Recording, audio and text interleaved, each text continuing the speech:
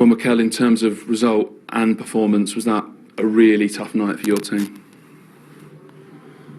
It was a really difficult night to swallow. Newcastle deserved to win the match comfortably. They were much better than us from the beginning to the last minute, and we had nothing in the game. Can you explain the performance then? They were much better in every department. They were much better in the duels, in the second balls. Every time they kicked the ball up, they could manage to do so.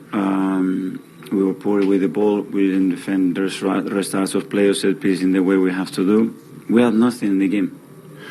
But why poor in so many areas on such a big night? Why do you think? Well, a lot of things happen as well during the night with the substitution that we have to make through injuries and everything, but it's not an excuse. Newcastle deserves to win the match from the beginning because they were much better than us in everything that a football match requires to be on top of that. Your youth, your energy is usually such an asset, but tonight, rather than youthful, did it look like an inexperienced team, maybe not quite ready for that next step?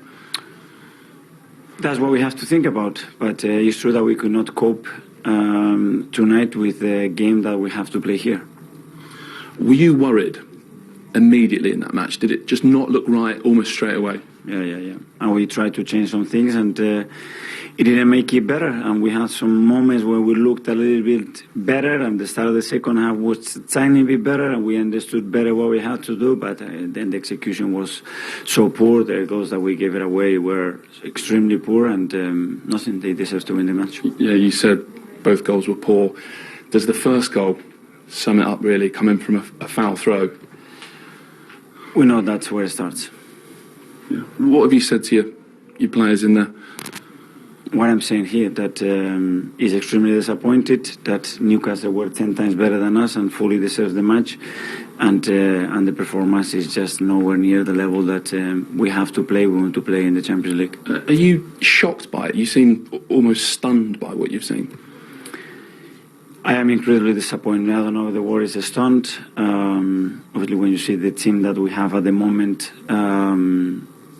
there is a lot of question mark in a lot of position because the injuries and the suspension and everything that we had.